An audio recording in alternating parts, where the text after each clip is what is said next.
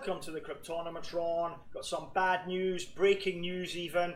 Ian Balina, Diary of a Made Man, big YouTube influencer, big ICO promoter and investor, has had his Ether wallet hacked. But if this is your first time here and you want to know more about hacking, you want to know how to prevent it, you want to know about ICOs, you want to know about blockchain, cryptocurrency and other related stuff, then click on the subscribe icon and click on the bell notification icon. You get all my latest notifications as soon as I go live, and as soon as I put up videos like this one.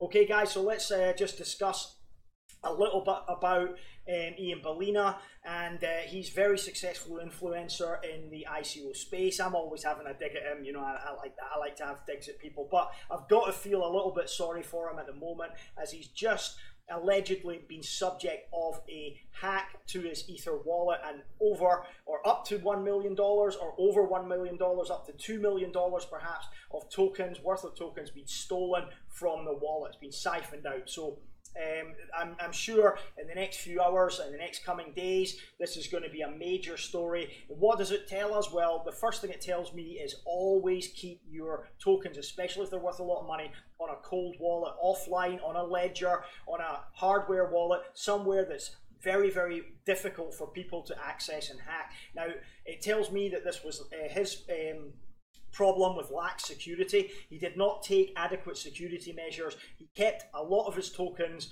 on my Ether wallet or another Ethereum wallet. That's a hot wallet, and that means they're at risk. You know, if somebody's got a keylogger on his system or another virus that picks up something or manages to, you know, hack his password in another way, or private keys or anything, then they can get access to that hot wallet and transfer the tokens out. And that's why I always recommend, if you've got a lot of tokens, if you've got a lot of Bitcoin, keep it on a cold wallet, guys. Keep it on an offline wallet, away from prying eyes.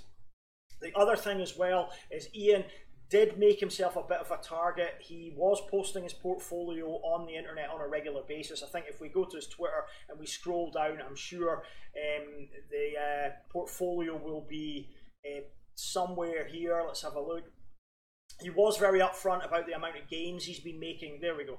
So yeah, 3.21 million in his portfolio on Blockfolio. He takes screenshots of it, he uploads those screenshots, and you can see on Twitter, and he also discusses the trades he's been making as well. So he's quite upfront. I mean, you know, if you want to follow a guy that started off with, say, I think he started off with something like $100,000 and invested into some ICOs, and at one point he had over $5 million back in January when the market was going ballistic. Obviously, as the market retracted and corrected, it scaled down a little bit, and he was currently at around 3.21 million, as we can see from his last portfolio update there. So, that's a lot of money to be keeping on hot wallets. So I can't stress that enough. That's just, I find that actually, quite negligent. I really do.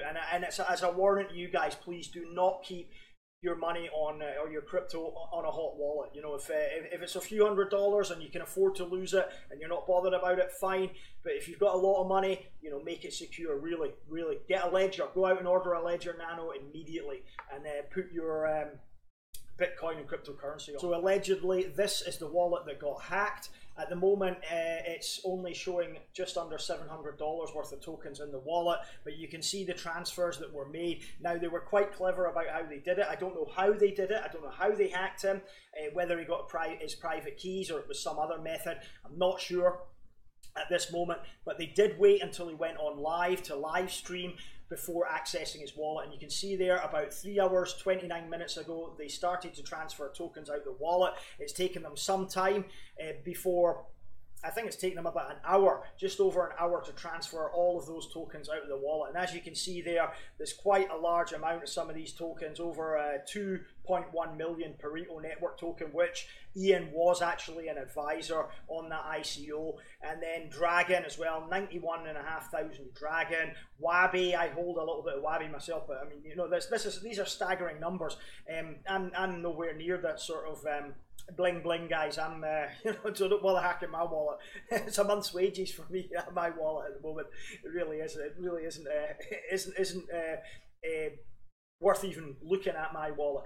So yeah, you can see there just some incredible money there from some of the tokens. I mean, 1,330 EOS. You know, that's, you know, about $12,000 worth of EOS there. Decision token, bread. What other ones are there? Simple token. You know, almost 400,000 simple token. That's going to hurt. It really is. And Power Ledger, 106,000 Power Ledger. And we're just getting into a bull run as well, so that's going to be really painful.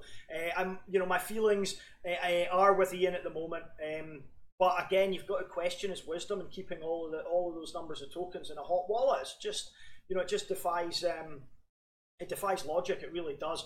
But as I say, I do have to feel sympathy for him. I've been guilty of digging him out before. You know, he's made some stupid remarks, really, and painted a target on his back, I think, with the, you know, this six-figure slave comments. I mean, if you're on a six-figure wage, you're already richer than 99% of the population on the planet.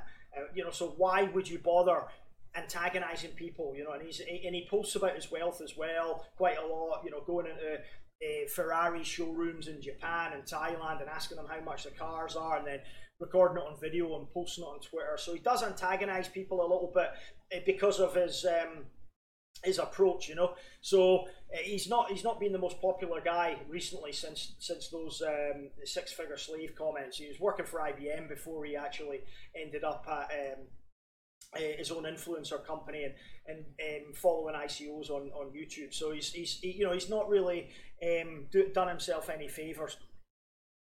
Well, to sum up, I think it's going to be a very harsh lesson for Ian to learn. You know, I just hope he gets over it and comes back a bit stronger in the future. But it's a lesson for us as well. Always keep our cryptocurrency secure. You know, you're always at risk of getting hacked. It doesn't matter what you do, but you can take precautions. Please, guys, if you can, do take precautions. And it's no small irony that Ian's website or Ian's philosophy was called hacking the system, and now he himself has been a victim of a hack.